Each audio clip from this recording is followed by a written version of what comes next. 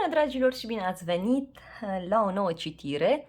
De această dată vă invit la o citire în 3 variante de răspuns, în care vom vedea unde anume apare succesul pentru voi, unde anume se petrece o bucurie mare, unde puteți avea succes. Puteți să alegeți minim un număr, dar dacă voi simțiți nevoia să alegeți 2 numere sau să le ascultați pe toate 3, eu vă invit cu mare drag să faceți acest lucru. Puteți să alegeți un număr pentru voi, unul pentru altă persoană, puteți să alegeți un număr pentru dragoste, unul pentru carieră, unul pentru familia voastră sau pentru zona spirituală. Așa cum simțiți, așa este bine să faceți. Aveți numărul 1, piatra roz, numărul 2, piatra verde, numărul 3, piatra galbenă. O să vă rog să alegeți intuitiv, iar dacă sunteți între 2 numere, puteți să le ascultați pe amândouă.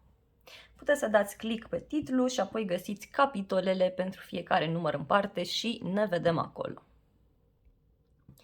Bine ați revenit, dragii mei, cei care ați ales piatra roz. Să vedem unde anume apare succesul pentru voi și cum anume apare.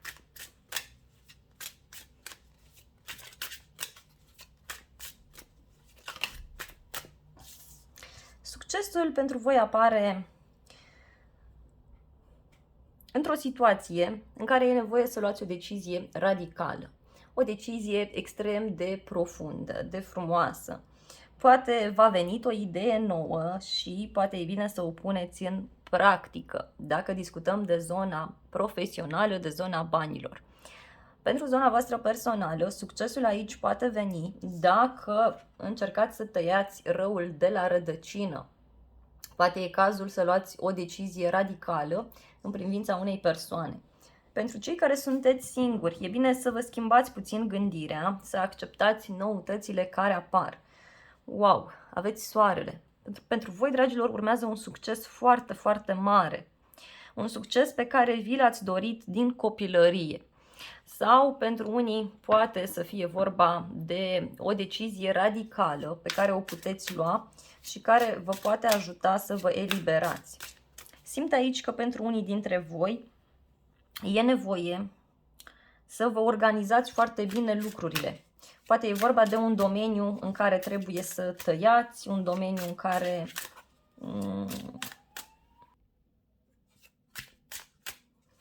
este nevoie să fiți foarte bine organizați. Hai să vedem. Wow!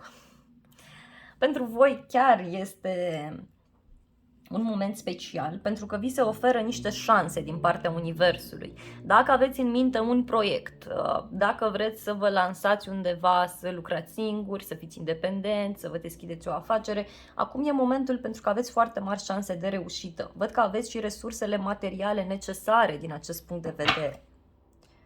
Pentru cei mai mulți e vorba de locul de muncă. Acolo pot apărea foarte multe lucruri frumoase și este ceva de destin. Deci voi sunteți destinați să faceți așa ceva.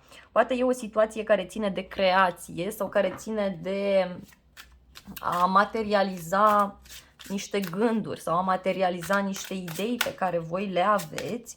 Da? Și văd aici că acest lucru se poate întâmpla undeva într-o zi de sărbătoare sau oricum ar fi, aici văd că vouă vi se pregătește ceva nou care poate fi foarte stabil, care vă oferă multă încredere în voi, văd că o să sărbătoriți. Poate e ceva ce ține de zona afacerilor, dar văd aici o persoană care o să se elibereze de o problemă, poate chiar undeva în preajma sărbătorilor sau la o zi de naștere, la o sărbătoare. Ideea este că acest bărbat de aici vă schimbă foarte mult modul de gândire și vă oferă o altă perspectivă asupra vieții. Deci aveți foarte mare noroc de această persoană în viața voastră.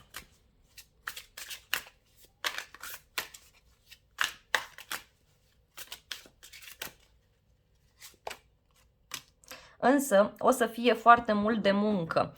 O să aveți foarte multe activități de făcut și poate acest nou domeniu pe care voi vreți să-l începeți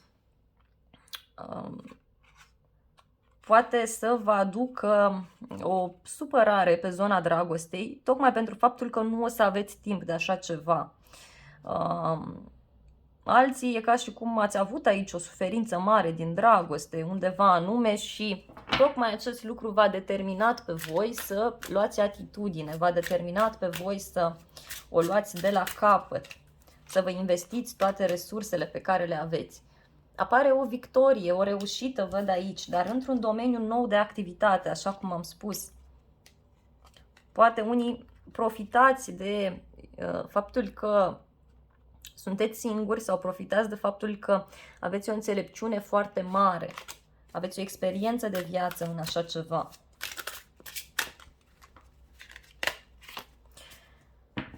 Dragilor, această noutate vine cu bani, vine cu stabilitate foarte mare. Ceva care vă poate îmbogăți. Dar ceva ce presupune să faceți drumuri, să faceți schimbări, mutări, să acceptați un anume final care apare în viața voastră. Posibil acest succes să-l țineți ascuns sau poate avea legătură foarte mare și cu o femeie. La un moment dat o să fie nevoie să faceți o alegere care ține de ideea aceasta de a deveni șef. Poate lucrurile devin atât de bune încât o să fie nevoie să vă asumați, să angajați persoane. Pentru alții, în schimb, dacă v-ați gândit pe zona profesională, aici văd foarte intens faptul că e posibil să căpătați o mai mare încredere în voi sau să fie o persoană, șeful, șefa, care, cine știe, să încerce să vă facă și altfel de propuneri. Dacă discutăm de o relație, să știți că lucrurile aici se clarifică, pot fi benefice, însă relația tot ascunsă o văd sau mai sunt totuși niște lucruri pe care nu o să le știți. O să vă simțiți foarte bucuroși, pentru că o să vă dați seama că acolo este destinul vostru, în această relație sau în această situație. Hai să vedem ce vă apasă, ce o să vă apese foarte mult.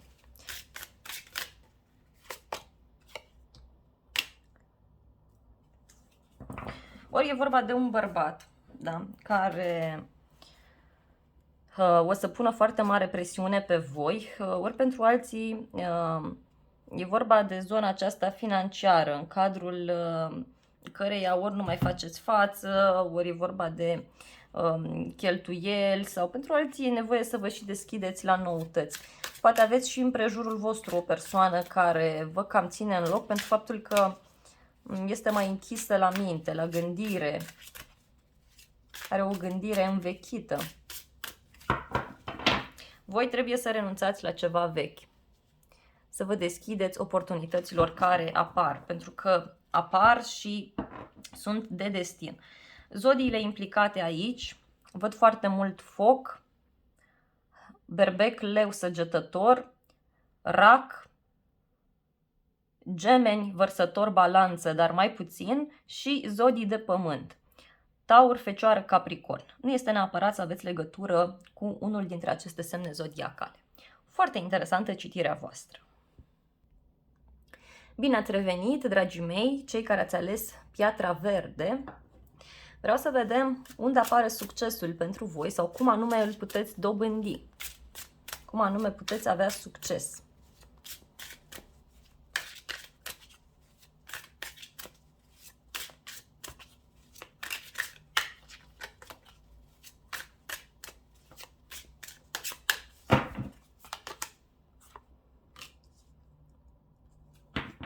Trebuie să mai rezistați puțin într-o relație sau la un loc de muncă sau într-o situație în care sunteți. Profitați de această ocazie și faceți-vă niște planuri, niște strategii foarte bine puse la punct și încercați să ieșiți dintr-un blocaj mental în care sunteți. Pentru voi, în primul rând, pentru a ajunge la acest succes pe care vi-l doriți, fie că e vorba de dragoste sau de bani sau de zona spirituală, trebuie să renunțați la frică voi. Trebuie să renunțați la ideea aceasta de a mai sta și a aștepta în continuu. Nu vă fie teamă.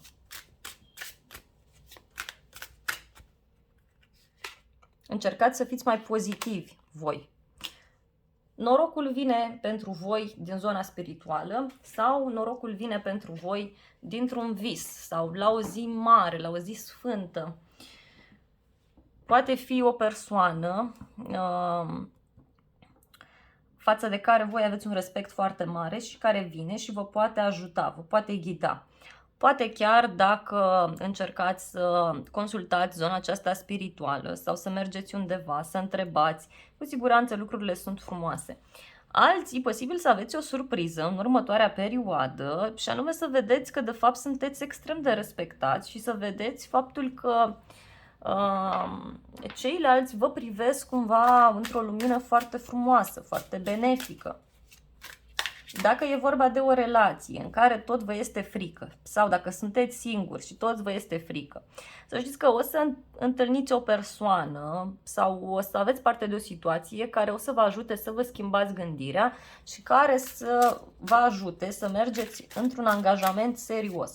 Poate e vorba de ideea aceasta de detașare la voi, deci trebuie să vă detașați de ceva anume.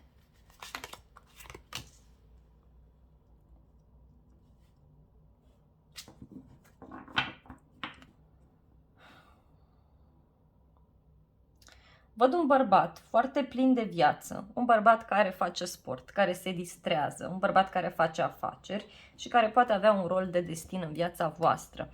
Dacă sunteți singuri, să știți că apare cineva. Dacă sunteți bărbat, văd că reușiți să vă căpătați încrederea în forțele proprii și reușiți să vă căpătați forța de viață, bucuria de a trăi. Și poate fi ceva care presupune să lucrați cu mâinile, ceva ce presupune să negociați foarte bine. E cineva care vine și vă arată toate resursele frumoase pe care le aveți la îndemână pentru a ieși din acest blocaj și pentru a avea succes. Hai să vedem mai departe.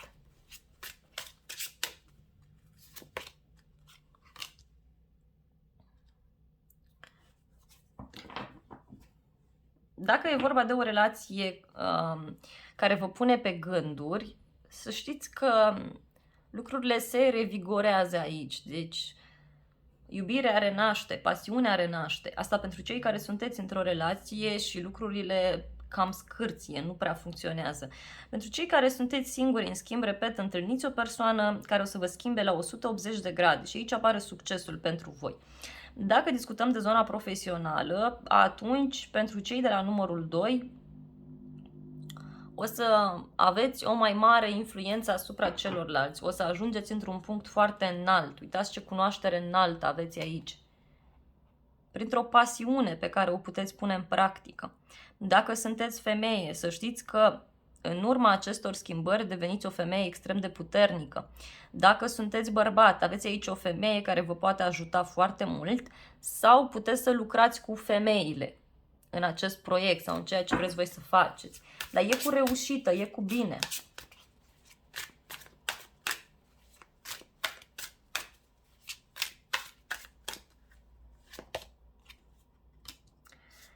Și voi trebuie să luați o decizie. Să tăiați răul.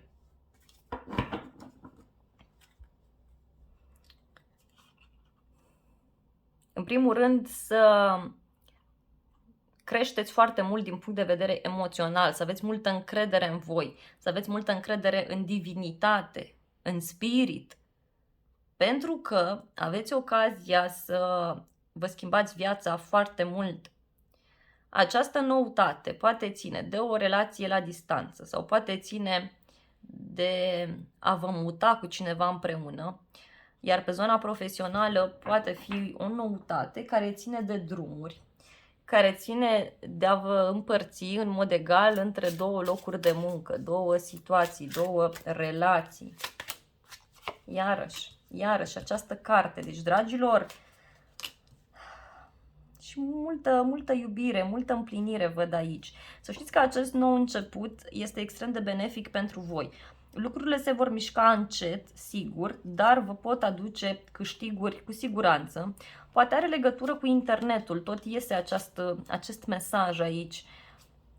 Iar pentru zona relațiilor, poate ar fi bine să aveți o discuție mai serioasă cu această persoană, pentru cei care vă aflați într-o relație, și apoi lucrurile se pot clarifica. Pentru cei care sunteți singuri, această persoană care apare în viața voastră este foarte serioasă și o să vrea să ia lucrurile încet și sigur. Văd o bucurie, o mulțumire, o împlinire.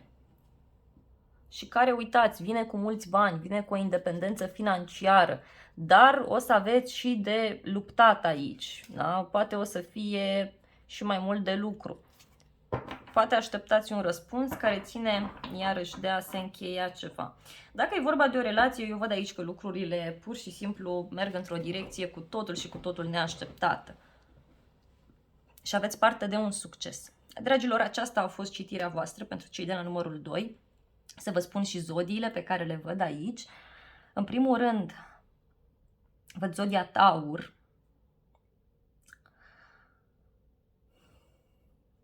Zodii de apă, Rac, Scorpion, Pești, zodii de foc, Berbec, Leu, Săgetător și zodii de aer, Gemeni, Vărsător, Balanță.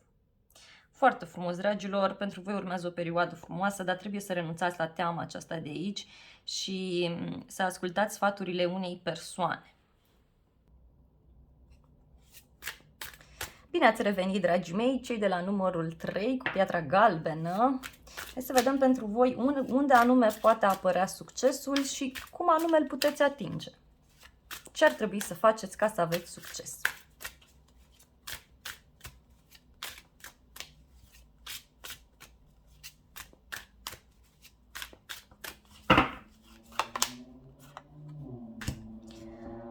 Poate să cereți sprijinul familiei, dacă discutăm de zona profesională, sau să încercați să luptați pentru un ideal pe care îl aveți.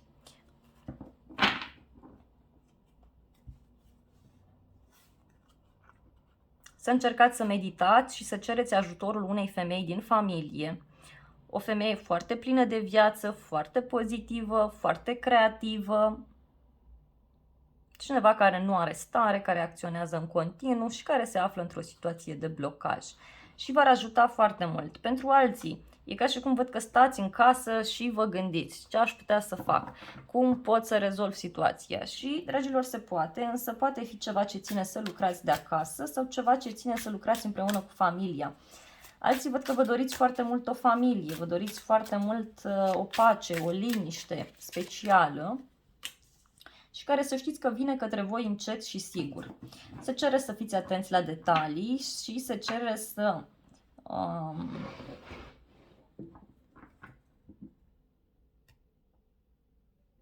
vă ascultați foarte mult sufletul aici, pentru că o să vă conducă exact acolo unde trebuie.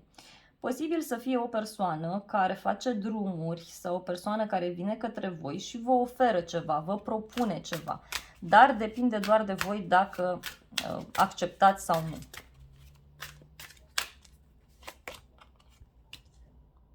Vi se propune o ofertă. Poate vi se propune să vă asociați cu cineva sau vi se propune un loc de muncă. Însă stați aici pe gânduri, stați pe gânduri și vă gândiți dacă se merită toată această muncă.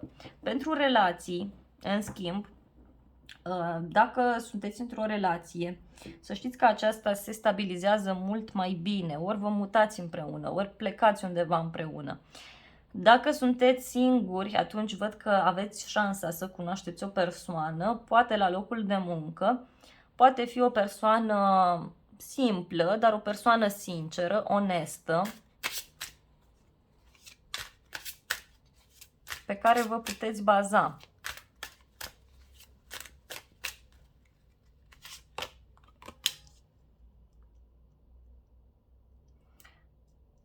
Văd o stabilitate foarte mare financiară la care reușiți să ajungeți, iar voi ați putea să vă deblocați din punct de vedere financiar prin a pune în aplicare ceva veche, o meserie veche,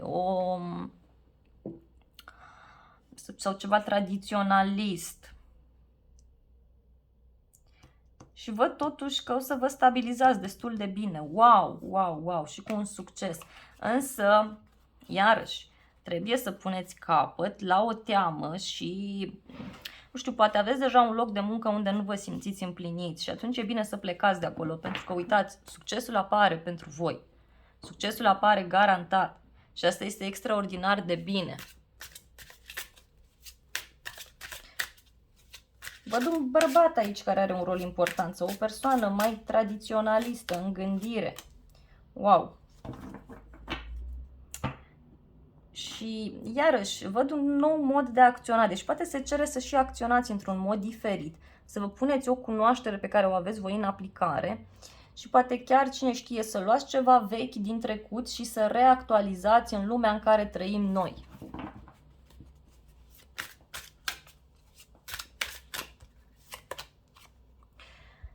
Exact, să faceți un sacrificiu, asta e nevoie să faceți și să priviți lucrurile dintr-o altă perspectivă. Să priviți lucrurile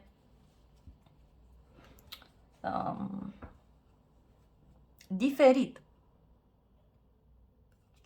Într-o situație care ține de a lucra cu mâinile sau poate să fie vorba de un trio,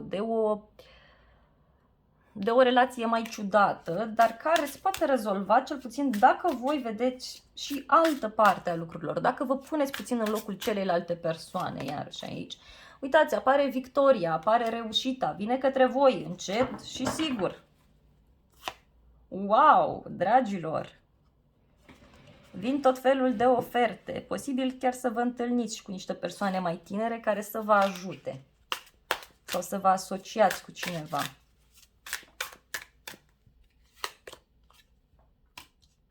Unii văd că o să primiți o ofertă de muncă sau o să reușiți să semnați un contract în 2 puncte, 2 zile, 2 săptămâni, maxim 2 luni din momentul în care vizionați acest clip, această citire. Ori găsiți un alt loc de muncă, ori cineva vă propune să vă asociați, ori semnați un contract, vă apucați de făcut ceva și reușiți și îl semnați. Alții văd că o să cădeți de comun acord împreună cu partenerul sau cu partenera sau cu această persoană nouă pe care o cunoașteți și să puneți în aplicare un proiect, ceva care ține de locul de muncă. Să puneți de o afacere împreună sau ceva de genul acesta.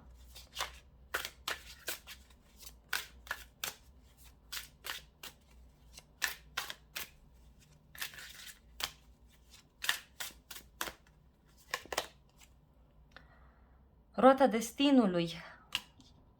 Destinul vă vrea ca voi să fiți aici. Da, în primul rând trebuie să vă schimbați puțin gândirea.